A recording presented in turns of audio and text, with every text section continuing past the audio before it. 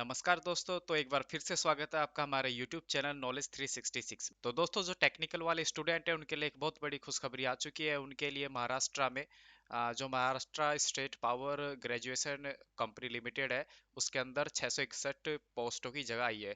इस पोस्ट में दो पद दिए गए हैं, जूनियर इंजीनियर, और एक तो है असिस्टेंट इंजीनियर और एक दूसरा है जूनियर इंजीनियर। ओके। तो जो भी लोग टेक्निकल फील्ड से रिलेटेड है, जो टेक्निकल एजुकेशन जिन्होंने की है, वो इस पोस्ट को भर सकता है। इस पोस्ट में यह है कि आपको सैलरी भी काफ़ी अच्छी खासी इसमें दी हुई है। और बाकी यहाँ पर सबसे पहले ये इसका ऑफिशियल नोटिफिकेशन है। इसमें आपको रिजर्वेशन के बारे में बताया गया है। मतलब मैकेनिकल स्ट्रीम से हो आप, अगर मैकेनिकल ब्रांच से हो, तो आपको 40% रिजर्वेशन आपको मिलेगा। और इसमें वुमेन्स के लिए अलग से रिजर्वेशन दिया गया है 30%। और जो स्पोर्ट्स पर्सन है उसको 5% अलग से रिजर्वेशन मिलेगा। बाकी हम आगे देखते हैं कि इस एग्ज़ाम है जो उसकी लास्ट डेट है, ये एग्ज़ाम है, इसका अप्लाई ऑनलाइन की लास्ट डेट होगी 17/12/2022। आपको 17/12/2022 से पहले इस एग्ज़ाम के लिए अप्लाई करना पड़ेगा। तो यहाँ पर जो पोस्ट नेम है वो पहला असिस्टेंट इंजीनियर। तो इसके लिए आपके पास मैकेनिकल स्ट्रीम में एक बैचलर डिग्री होनी चाहिए मैकेनिकल इंजीनियरिंग में, या प्रोडक्शन इंजीनियरिंग, इंडस्ट्रियल इंजीनियरिंग, या production industrial engineering, terminal engineering, mechanical and automation engineering, इनमें आप इसकी डिग्री आपके पास होनी चाहिए। और जो इलेक्ट्रिकल स्ट्रीम है उनके पास bachelor degree in electrical engineering, electrical and electrical engineering, and electrical instrumentals of control engineering, power system and high voltage engineering, and power electronics engineering, power engineering, electrical and power engineering, ये इन सब से कोई भी आपके पास एक degree होनी चाहिए।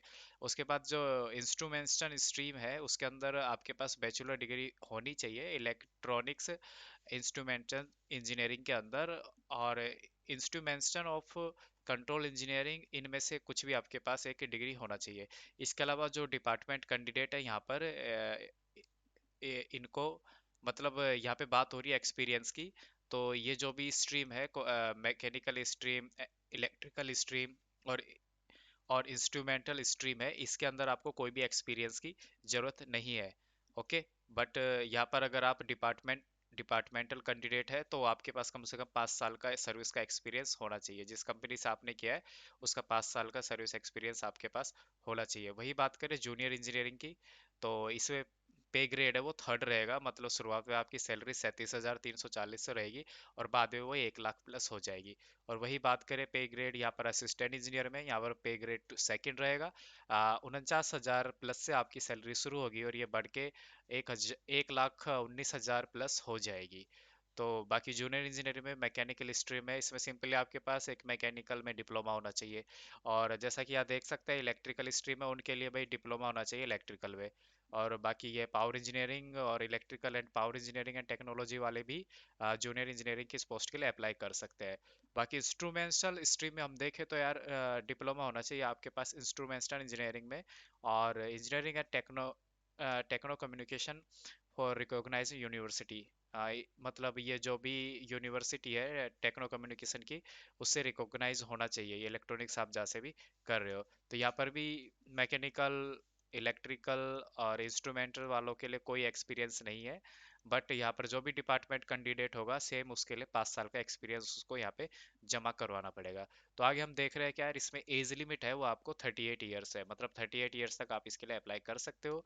बट जो डिपार्टमेंट वाले कैंडिडेट है, डिपार्टमेंटल कैंडिडेट है, उनके लिए 57 साल तक की छूट है, वो 57 साल तक अप्लाई कर सकते हैं।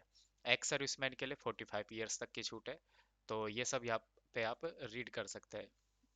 तो अभी थोड़ी देर पहले मैंने आपको बता ही दिया दिया था कि यार 17/12/2022 को ये एग्ज़ाम है, मतलब ये अप्लाई ऑनलाइन का प्रोसेस है, ये ख़त्म हो जाएगा। तो उसके बाद अब आगे देखते हैं और क्या क्या है इस नोटिफिकेशन में। तो यहाँ पर अब फीस आ गई है, तो फीस की बात कर लेते हैं। जो असिस्टेंट इंजीनियर है उसके लिए 800 रुपये प्लस जीएसटी, मतलब 800 का चालान कटेगा, उसमें थोड़ा बहुत कुछ 20-30 रुपये जुड़ के कटेगा, हो सकता है 810 या 820 का कटे। और जो जूनियर इंजीनियर है उसके लिए 500 रुपये फीस रखी गई है। ये है ओपन कैटेगरी कैंडिडेट के लिए।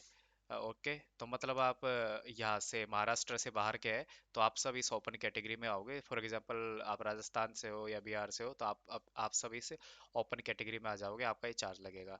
और जो कैंडिडेट महाराष्ट्र के हैं जो रिजर्व कैंडिडेट है उनके लिए 600 रुपये है असिस्टेंट इंजीनियर की फीस, और जूनियर इंजीनियर है 300 रुपये फीस।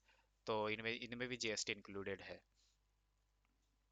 तो हाउ टू अप्लाई, इसे अप्लाई कैसे करना है, ये अभी हम थोड़ी देर बाद में आपको एक लाइव फॉर्म अप्लाई करके दिखाएंगे।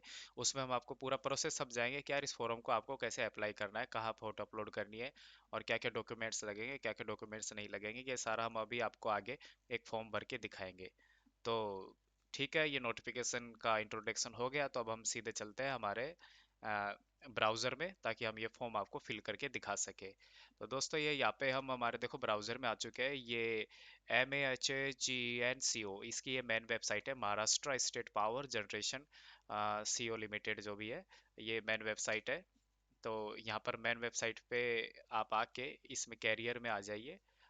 इसमें सीधा मुझे कैरियर का ऑप्शन कहीं मिला नहीं था, तो मैंने यहाँ पर सीधे सिंपली महाराष्ट्र.in के सामने यहाँ पे कैरियर टाइप कर दिया और एंटर मार दिया, तो मेरे पास ये पेज खुल के आ गया। तो आप यहाँ से इसका जो ऑफिशियल नोटिफिकेशन है ये यहाँ से डाउनलोड कर सकते हो। तो यहाँ से डाउनलोड करने के बाद आप इसे खोल के यहाँ से पढ़ सकते हो। ठीक है, तो ये ऑफिशियल नोटिफिकेशन डाउनलोड करने का हो गया। फिर बाद में ये मेन लिंक है जहाँ से आपको इस पोस्ट के लिए अप्लाई करना है। ये लिंक मैं आपको जो वीडियो है उसके नीचे जो कमेंट है उसमें लिख के दे दूंगा।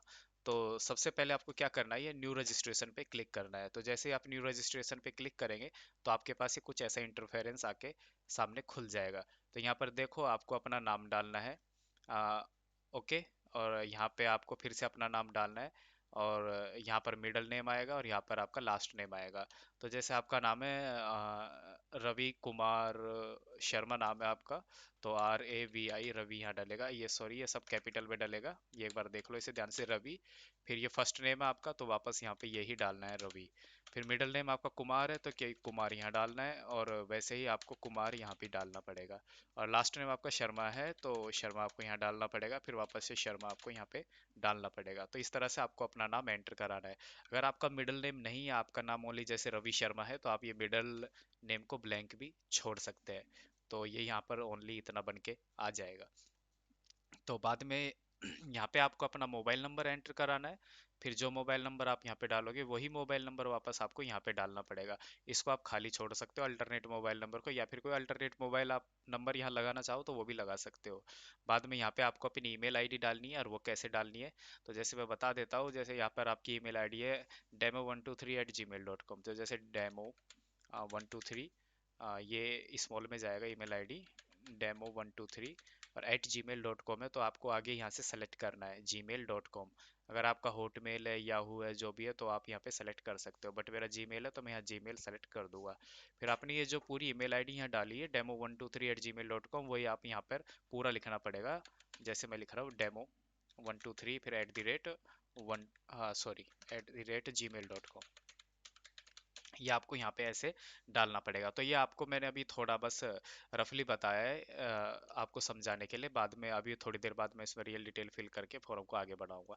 फिर बाद में आगे ये जो कैप्चा आपको दिया हुआ है ये आपको यहाँ पे ऐसे कैसे टाइप करना है, 2BK एंड 2B, ये आपको यहाँ पे टाइप करना है। यहाँ पे टाइप करने के बाद आपको सिंपल यहाँ पे सबमिट सेव एंड नेक्स्ट पे क्लिक कर देना है। तो ठीक है, मैं इसको फिल कर लेता हूँ, फिर नेक्स्ट स्टेप पे मैं आपसे मिलता हूँ। तो दोस्तों यहाँ पर देखो मैंने अपना नाम डाल के, और जो भी था वो मेरा मोबाइल नंबर और ईमेल आईडी डाल के मैंने नेक्स्ट पे क्लिक किया। तो यहाँ पर मेरा रजिस्ट्रेशन नंबर जनरेट होके आ गया है, और मेरा पासवर्ड भी यहीं पे लिखा हुआ है। और ये दोनों चीज़ आपके मोबाइल नंबर पर भी पहुँच गई होगी। तो आप चाहो तो यहाँ से अपना रजिस्ट्रेशन नंबर और ईमेल आईडी कॉपी करके पेस्ट कर सकते हो। ये मैं बाद में करूँगा, कोई भी नोटपैड में आप पेस्ट कर लो। फिर बाद में यहाँ पे आपको ऑप्शन आएगा कि आपको जो इमेज फाइल है वो अपलोड करनी है। तो जो इमेज फाइल है वो पहले से आप क्रॉप करके रखिए। इसके जो नोटिफिकेशन में साइज दी हुई है उसके हिसाब से आप क्रॉप कर लीजिए। और फिर यहाँ पर आपको अपना फोटो डालना है, और यहाँ पे आपको अपना सिग्नेचर डालना है। ये ध्यान रखना आपका सिग्नेचर है वो ब्लैक या ब्लू, गहरे ब्लैक या ब्लू पेन से ही होना चाहिए। तो मैं इसे फोटो साइड अपडेट कर देता हूँ, उसके बाद नेक्स्ट स्टेप में आपको मिलता हूँ।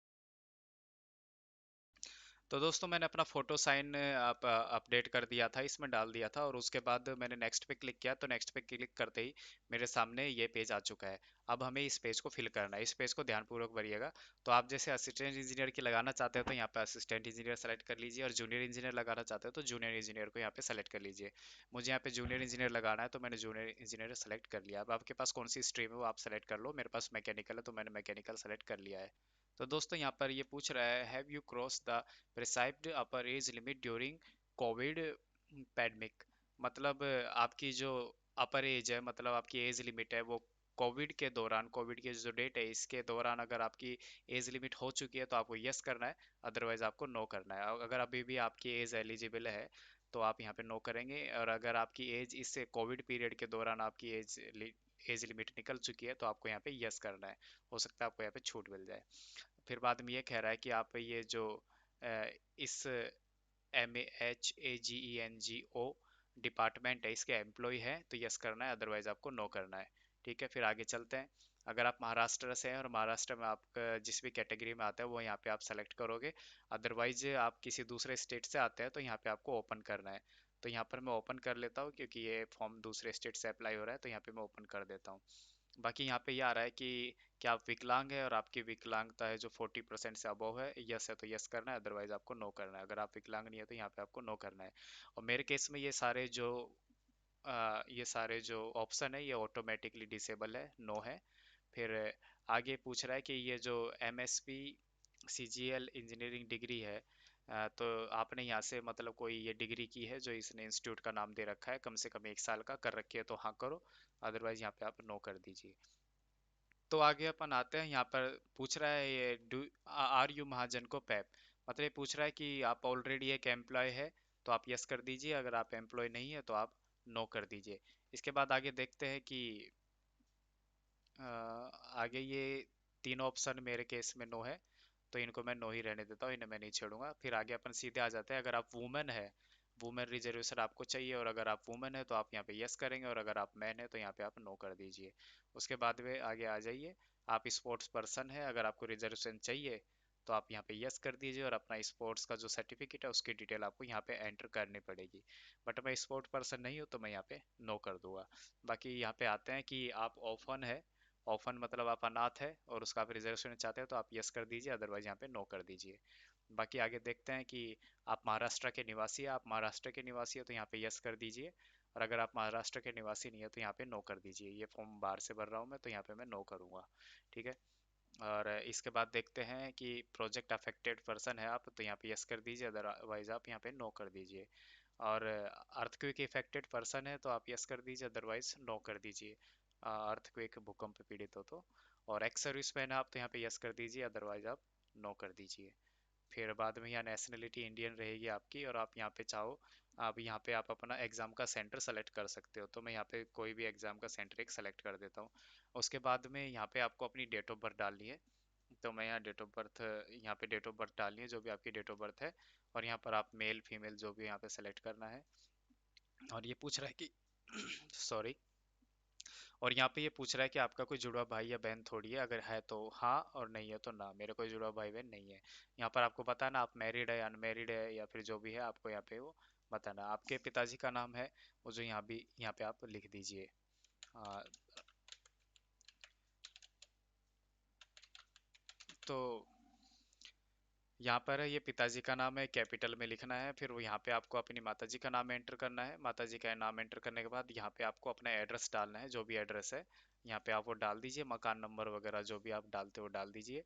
और इसके बाद यहाँ पे आपको अपना जिला लिखना है, स्टेट लिखना है, फिर आपको अभी यहाँ पे अपना पिन कोड डालना है। ओके। अगर आपका करस्पॉन्डिंग एड्रेस और परमानेंट एड्रेस सेम है तो आप यहाँ पे टिक कर दीजिए, ये ऑटोमेटिक फिल हो जाएगा।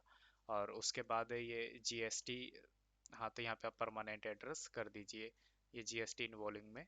और उसके बाद में आपको क्या करना है, पूरी डिटेल भरने के बाद वैलिडेट पे क्लिक करना है।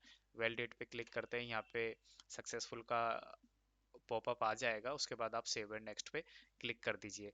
तो मैं फटाफट से डिटेल फिल कर लेता हूँ, फिर आपको नेक्स्ट स्टेप में मिलता हूँ। तो दोस्तों सेवन नेक्स्ट पे क्लिक करते ही हम हमारे यहाँ पे नेक्स्ट स्टेप पे आ चुके हैं। और यहाँ पर आपका जो भी डिप्लोमा है, जो ग्रेजुएशन डिग्री है आपके पास जो भी है इस स्ट्रीम से रिलेटेड, वो आप यहाँ पे लगा सकते हैं। तो जैसे मेरे पास डिप्लोमा है मैकेनिकल का, और ये मैंने जब किया था मैं वो लगा देता हूँ, डेट डाल देता हूँ, और यहाँ पर मेरी जितनी परसेंटेज बनी है वो यहाँ पे एंटर कर दूंगा। और उसके बाद यहाँ पर आप फर्स्ट क्लास, सेकंड क्लास या पास क्लास जो भी हो, आपको वो यहाँ पे एंटर करना है। उसके बाद में देखो ये यहाँ पे पूछ रहा है कि आपने जो 10वीं क्लास पास की है ना, आ, तो उस 10वीं क्लास में आपके पास मराठी लैंग्वेज थी क्या, मराठी लैंग्वेज का सब्जेक्ट था क्या? अगर है तो हाँ कर दीजिए, और नहीं है तो नो कर दीजिए। इधर हमारी साइड राजस्थान में संस्कृत चलती है, और उधर शायद महाराष्ट्र साइड में मराठी चलती होगी, तो उधर आप यस कर सकते हैं। बाकी जो अदर स्टेट के हैं वो नो कर सकते हैं। बाकी नेक्स्ट ये आपसे पूछ रहा है कि do you have candidate starting that candidate can be read. अच्छा, ये आपसे ऐसे पूछ रहा है कि आप मराठी है वो बोल सकते हैं या समझ सकते हैं। अगर आपको मराठी समझ में आती है, आप मराठी बोलना जानते हो, तो आप यस कर दीजिए, अदरवाइज यहाँ पे नो कर दीजिए। इसके बाद में वर्क एक्सपीरियंस के बारे में आपसे पूछ रहा है। अगर आपके पास वर्क एक्सपीरियंस है तो यहाँ पे यस करके इधर आपको डिटेल भरना पड़ेगा, अदरवाइज आप यहाँ पे नो कर दीजिए। अब आपको जो जो लैंग्वेज आती है वो आप यहाँ पे एंटर कर दीजिए। जैसे फॉर एग्जांपल मेरे को हिंदी आता है, और मुझे इंग्लिश भी आता है थोड़ा थोड़ा, बट इसमें पूरा लिख दीजिए। और आपको मराठी आता है तो आप वो यहाँ पर फिल कर सकते हैं, अदरवाइज इसे खाली भी छोड़ सकते हैं। जरूरी नहीं आप ये तीनों तीनों ही कॉलम भरे, आप एक भर दीजिए हिंदी और तीनों पे टिक कर दीजिए, आपका काम हो जाएगा। लेकिन इंग्लिश भी आप भर देंगे तो थोड़ा अच्छा रहेगा। आप इंग्लिश बोल सकते पढ़ सकते हैं तो रीड पे क्लिक करो, लिख सकते हो तो यहाँ राइट पे भी क्लिक कर दो, और बोल सकते हो तो स्पीक पे भी क्लिक कर दो। जैसे मुझे इस इंग्लिश रीड करना आता है, स्पीक करना आता है, बट लिखना नहीं आता, तो मैं इसे हटा देता हूँ। ओके, अब वैलिडेट योर डिटेल पे क्लिक करते हैं, वेरीफाइड सक्सेसफुली आ गया। उसके बाद में सेव एंड नेक्स्ट पे क्लिक कर देता हूँ। तो दोस्तों सेव एंड नेक्स्ट पे क्लिक करने के बाद ये मैंने जो फॉर्म भरा था ये पूरा मेरे पास आ चुका है। यहाँ पे फोटो वोटो मैंने लगाई थी, सारी डिटेल मेरे सामने शो हो रही है। तो ये आपका फाइनल है। आप यहाँ पे आप मतलब मैच कर लीजिए कि आपने जो सारी डिटेल डाली वो सही है या नहीं है। अगर आपकी सारी डिटेल सही है तो आप यहाँ पर कंप्लीट रजिस्ट्रेशन पे क्लिक करके अपना पेमेंट कर सकते हो।